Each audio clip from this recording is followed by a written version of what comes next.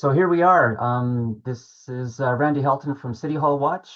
We've been civic watchdog for 15, 16 years in Vancouver. We're at a critical moment here in 2026 with the public hearing coming up on March 10th, 2026 for the official development plan for the City of Vancouver, which is a legal document with huge implications. And here we have Brian Palmquist, who is a very experienced developer and architect who's had decades of work in the city of Vancouver. He's followed policies very carefully.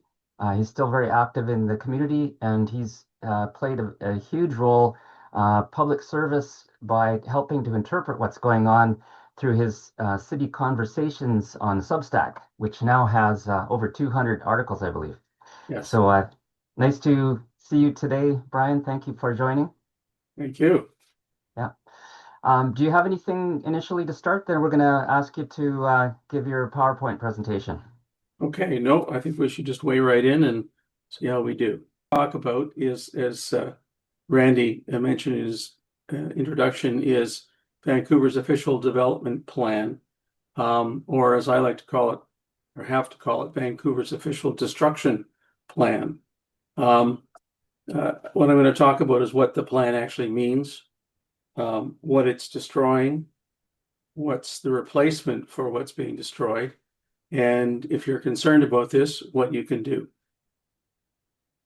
So the official development plan is an interim plan under legislation, which is interesting because that means it can be replaced or amended until 2030 at least, and then it's renewed every 5 years.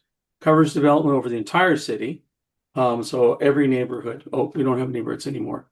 It replaces more than 70 neighborhood plans, design guidelines, all the work of all 22 neighborhoods that's been done over decades.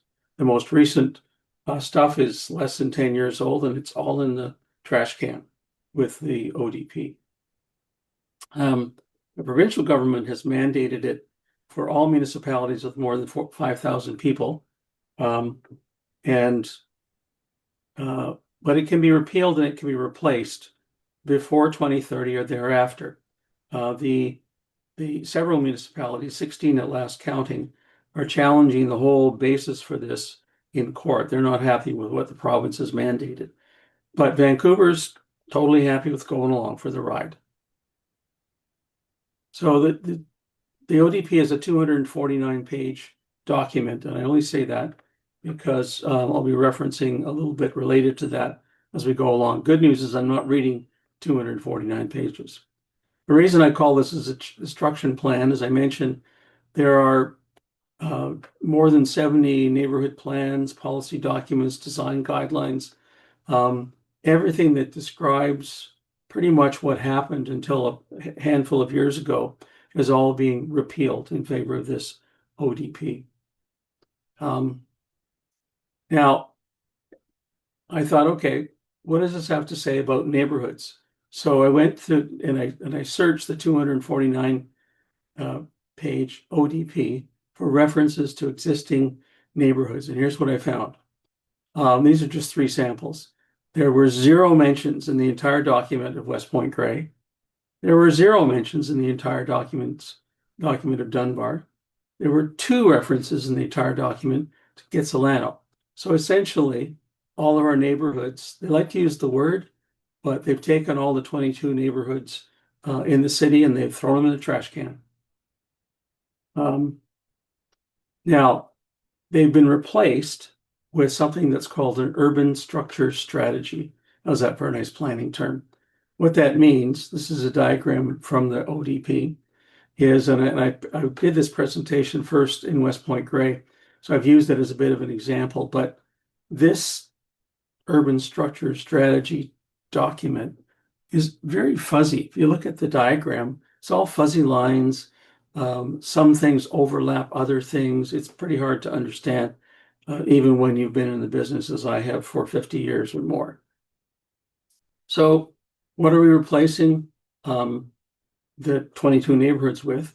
We have something called a rapid transit area, which is essentially allows the four types of buildings on the right-hand side. And if you look at the map of Vancouver in the lower right hand, all the light colored areas are rapid transit areas. So pretty much all of the rest of Kitsilano that's not covered by the Broadway plan and West Point Grey, most of Grandview Woodland, everything along Kingsway, and everything along 41st Avenue, pretty much from one end to the other.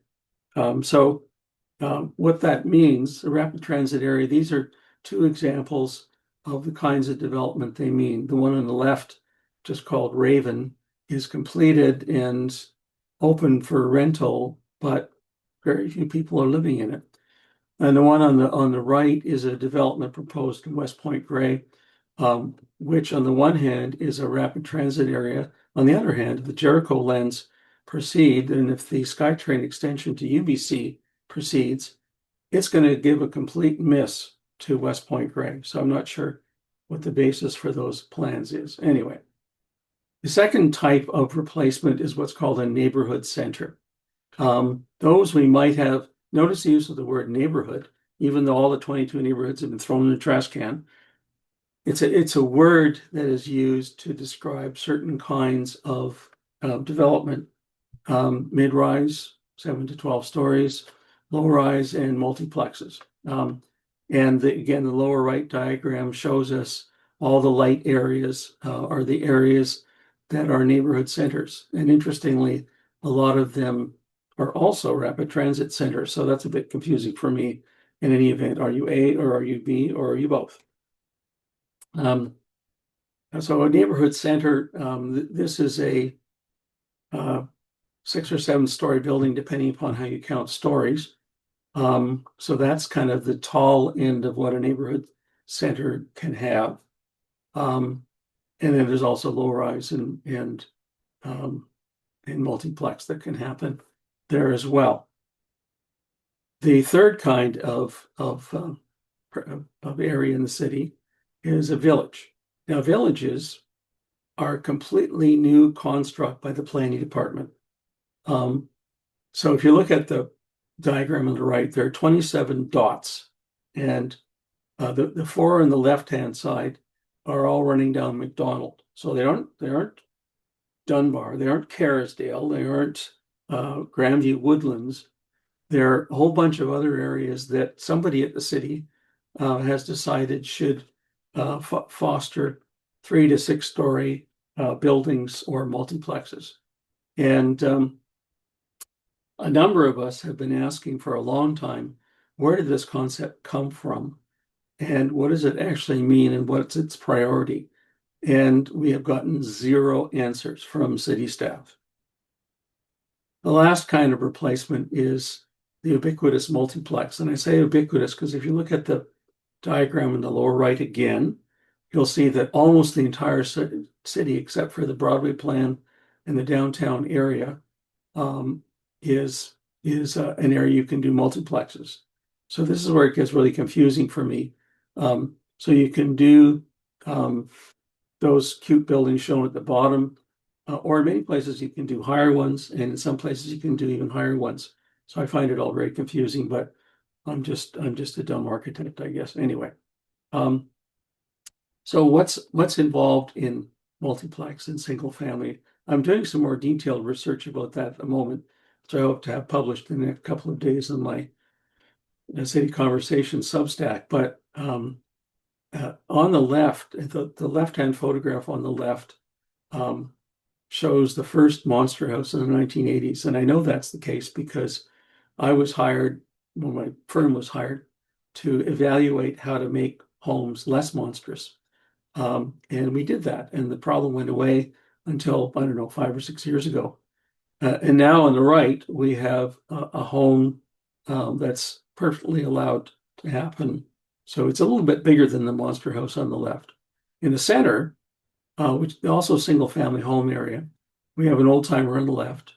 We have a home that's only been occupied for a couple of years now on the right. And in the middle, we have under construction a single family home. Now, it's the same height and dimensions as a multiplex, as a multiple unit building. But essentially, the city's taken the cap off of height, and they've allowed you to eat up most of the historic front yard with building. So it's a 3-story building that actually looks like 4 stories in terms of its height. So to service all of the thousands of units that the official destruction plan contemplates, a lot of people would say, well, what about parks? So this diagram on the left is from the plan. The red boxes are mine, and they illustrate clusters of apparently new parks that are planned as part of development. Now, what I find interesting about that is if you look at the diagram that says Langara Golf, approximately 100 acres, that's a blow up from from this area here. And the little hollow dot to the left of it is a proposed new park. But what's interesting is that the city's own population increase projections associated with the ODP would require 10 new Langaras as parks to support the aspirational population growth in the city. And that's based upon the kinds of parks that were proposed for Falls Creek South, Falls Creek North, and Cole Harbor. The ratio is 2.75 acres per 1,000 new population. And it used to be that city staff wouldn't even talk to you until you tabled that as the minimum park that you were going to provide. So we have 22 apparently proposed new parks inside those 5 rectangles, but they're teeny tiny, and many of them are little more than front yards in front of major development buildings. Anyway, so if like me, you were a little bit concerned or a lot concerned about this, I try to keep things simple. So we're running into a election season. We've already had a whole bunch of people come out of the woodwork, existing politicians rerunning for office. So the folks who've given us this ODP and all the development Broadway plan, the Canby Corridor plan, all the stuff that's been happening over the last 4 years in the city, they're all asking pretty much for re-election. And there's a whole bunch of new folks who are jumping on the bandwagon asking for re-election. So you only need to ask them one question, and that is, if you are elected, will you repeal or pause implementation of the ODP pending comprehensive community consultation? Now, the ODP was developed mostly during COVID, mostly through online meetings that were really hard to get into, and often with people who don't even live in Vancouver. What the current director of planning refers to all Vancouver residents now as incumbents. So we have a lot of non-incumbents who have been involved in the preparation of the ODP. So it's a simple question. If you're elected, will you repeal or pause implementation pending proper consultation? If the answer is yes or no, then vote accordingly. If the answer is some kind of wishy-washy, typical political thing, then you probably don't want to vote for those folks. And I have to say in passing that the Greens, One City, and COPE have all voted, plus ABC, of course, have all voted in favor of everything involved in the ODP, every area plan, the Broadway plan, you name it. So if they say, no, we're not doing that, then either they've had incredible change of heart that you want to follow up on, or they're just doing what politicians often do. So, so there's some other specific actions you can do. You can write to the mayor and councillors with your thoughts about this.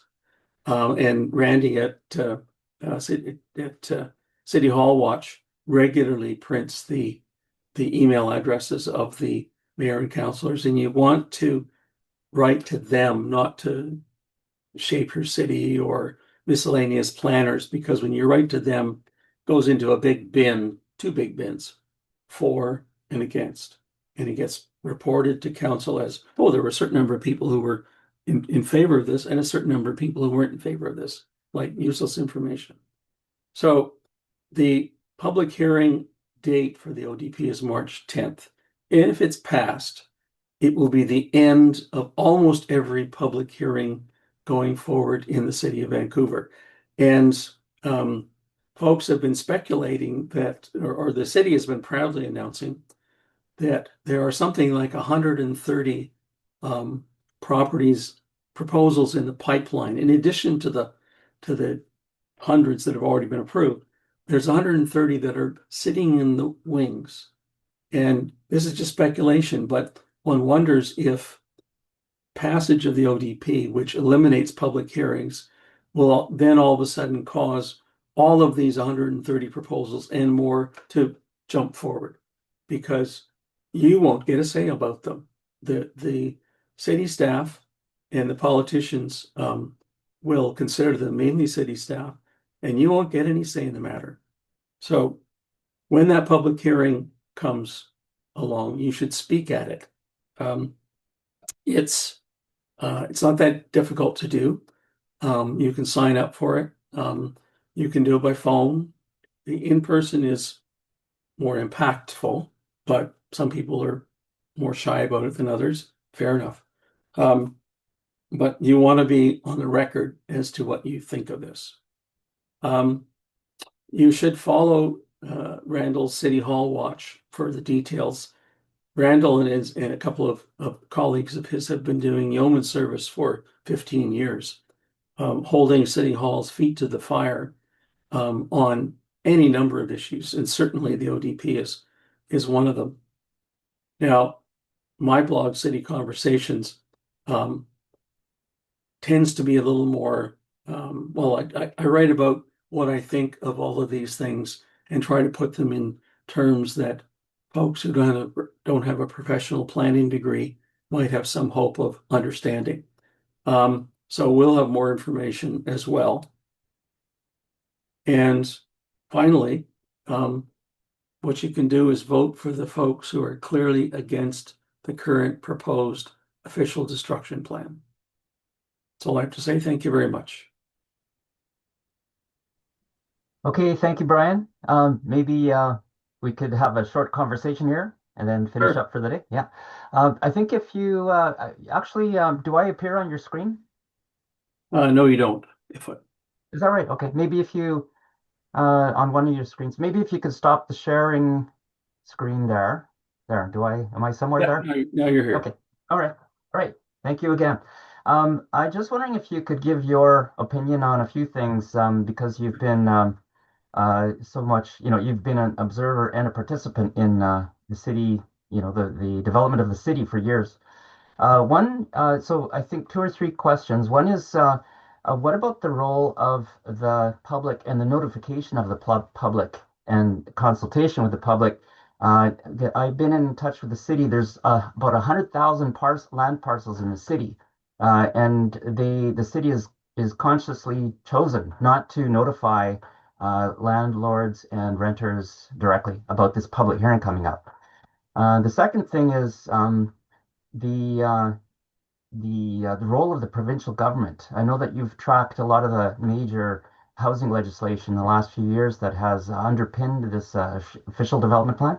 And I'm wondering if you could comment just briefly on that, and specifically the role of the MLAs who are elected to represent us in Victoria, and their role in all of this housing policy. Yeah, I think those are the two main things for the moment. One, Okay. one is about public notification, and other things the role of the MLAs and Sure. the Well, province. public notification has been a joke since at least COVID, and I think to some extent before that. I don't know where the regulations internal to the city um, uh, are created, but essentially, we now live in a city where the requirements to notify are virtually, and this is for an individual parcel rezoning or development, are like the four folks around, across the lane, next door one side, next door the other side, maybe across the street. It's been very, very much narrowed. And in more cases than not now, especially for larger rezoning, so spot towers and stuff like that. What the city is doing is they're publishing information on Shape Your City, shapeyourcity.ca, which is a city operated website where you can search an address. And so you have to, A, find Shape Your City. B, you have to create an account. It doesn't cost anything. You have to do that. Then you have to log in and search the address. Hopefully you get that right. And then you will see information relating to that rezoning. You may or may not have the opportunity to submit comments or to say whether you're opposed or okay with the development. There may or may not be a Q&A opportunity where you can ask questions in detail about the development. But it's also subject to a lot of abuse. Well, I know you've tracked many developments where a day before the proposed public hearing for something, there's like 80 folks opposed and 20 folks in favor. And then a notification goes out on Reddit or someplace like that. And all of a sudden, 250 folks dial in less than 24 hours, and pretty much all with an identical message.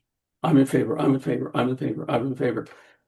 So that's what's become of public notification. And the only way to improve that is to change government.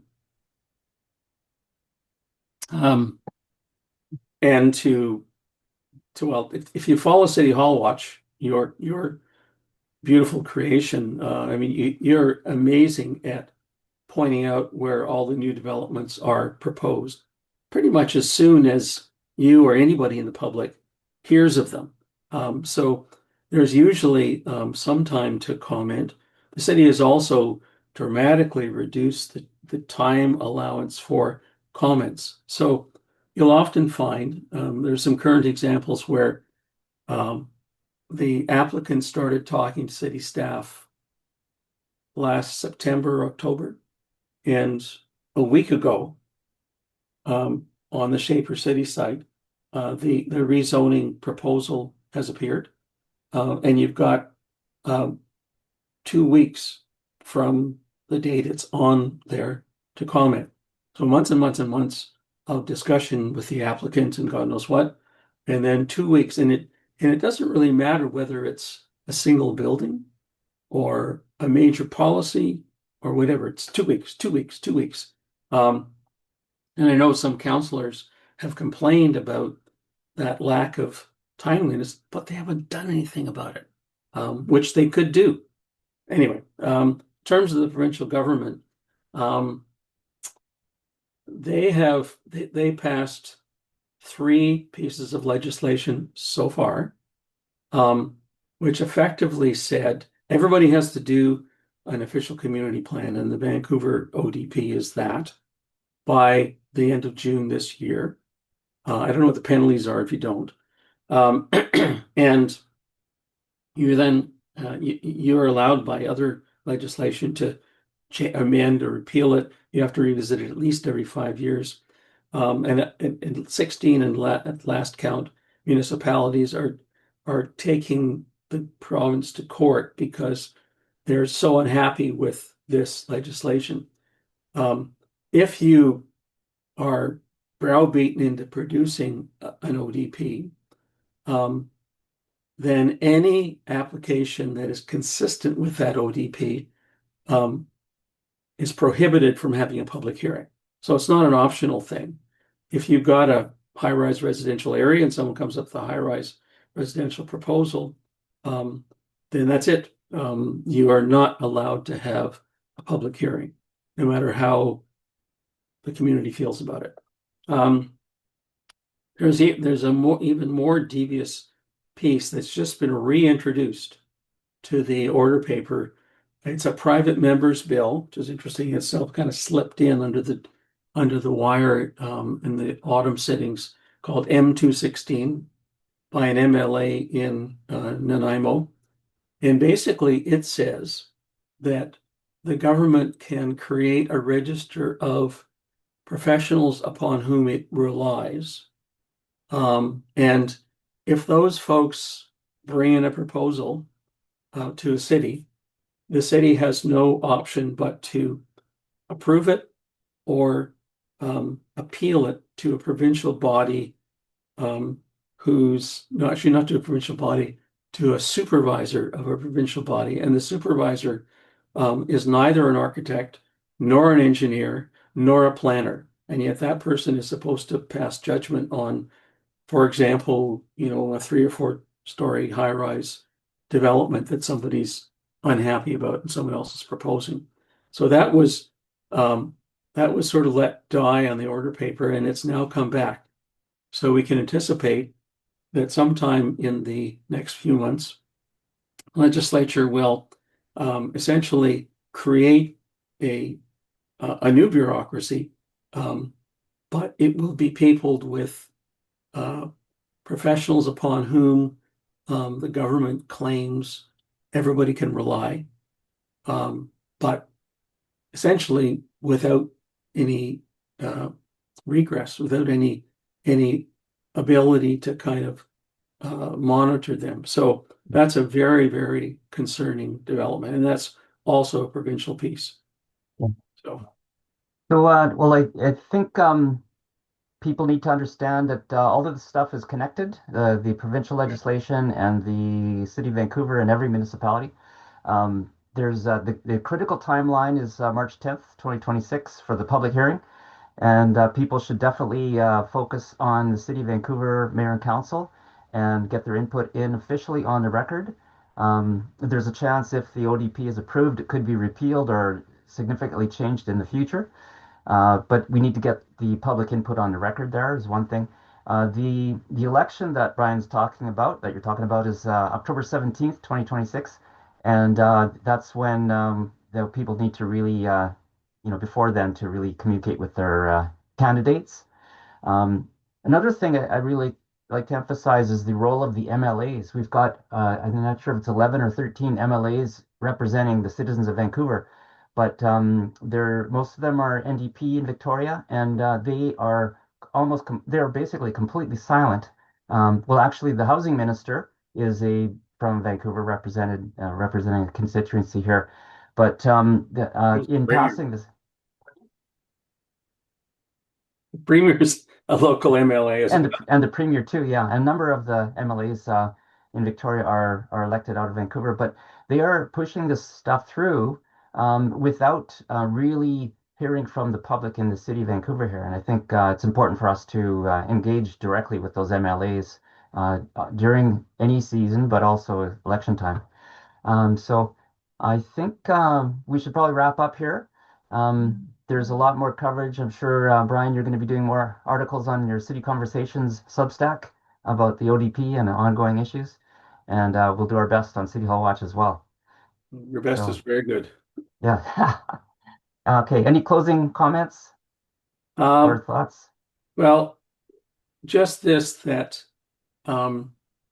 this is pretty much the last year in which the citizenry of Vancouver can decide to have a meaningful engagement in their future. As you've said before, the ODP can be amended or repealed.